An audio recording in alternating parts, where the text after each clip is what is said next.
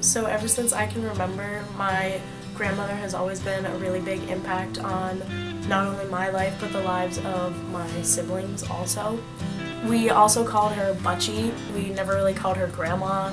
And Butchie just means grandma in Polish, and she was 100% Polish, so I guess she thought that it would be nice if we called her that. My parents, after they had me, they wanted another kid, so we were going to need a bigger house to house all of us.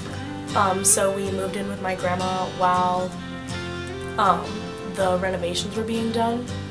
We would always play cards with her, and she would make us snacks, and we would watch movies and things together. So she actually passed away. It'll be 3 years in May 18th, I think. And she, after having been in a couple nursing homes after her back surgery, she just didn't want to walk anymore, and nobody was forcing her to get up at the nursing home and walk. In the time that she spent sitting in bed, she developed a bed sore, and it became infected, and then the infection spread into her bloodstream, and it went and affected the rest of her organs. The doctors basically said that there was nothing else that they could do for her, and they moved her to hospice. And my dad told me that she was placed in hospice and that she was never going to wake up after that. And a week after my dad told me, she passed away. So my major is exercise science, which is basically pre-physical therapy. I decided to do physical therapy because, like I think I said earlier, my grandma had a couple back surgeries, so I would go to physical therapy with her.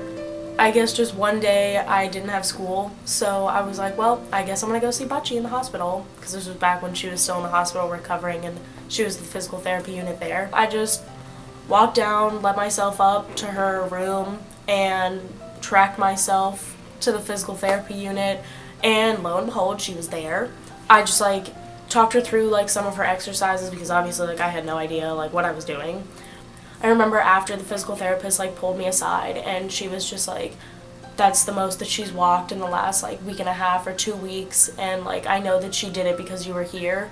The physical therapist would always tell us that it was really beneficial to have family members or family friends come while the physical therapy was happening. Physical therapists obviously help with the physical activity, but your friends and your family that come and help support you, help you with the emotional and the mental strain. They think that it's beneficial just to have all of those things working at the same time so that they can get the best result for their patients. And I just thought that that was really rewarding. I didn't even do any of the physical activities. I was just there for emotional and mental support, and I thought how wonderful it would be to be able to understand all of the science behind why you tell somebody to move their arm this way or position their leg a different way, or give them exercises to help them walk again, or move their arms or move their legs a certain way. And I just think that that would be so nice for me to be able to go and help people like my grandma every day. So some people don't really have that really close relationship with their grandparents for whatever reason, whether it be a disease or a disability that just prevents them from being really close with them.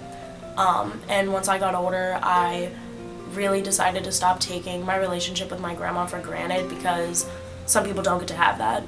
So I just started spending as much time with her as I possibly could and really listening to what she was saying. She's obviously told those stories 100 times over, but I really decided to start listening so that I could get as much information about her life and my dad's life and my aunt and uncle's lives as I possibly could. I definitely think about my grandmother every day. Every night, either I just say a single prayer or I pray a decade of the rosary.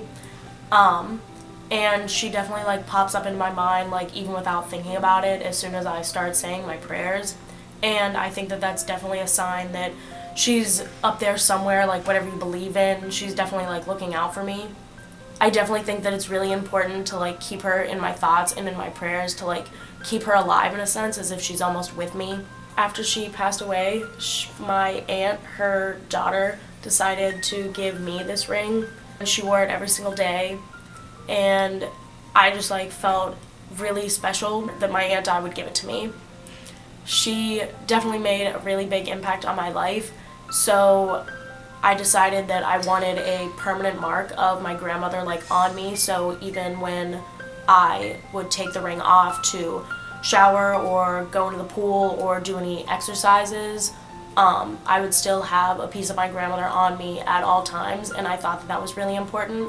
So I got a tattoo of a gardenia flower on my sternum. I got the gardenia flower because Butchie was obsessed with how gardenia flowers smelled. I just like distinctly remember that smell and how she just loved the color and the smell. So I thought, like, what better way to represent her than with a really pretty flower, that obviously something that she really enjoyed.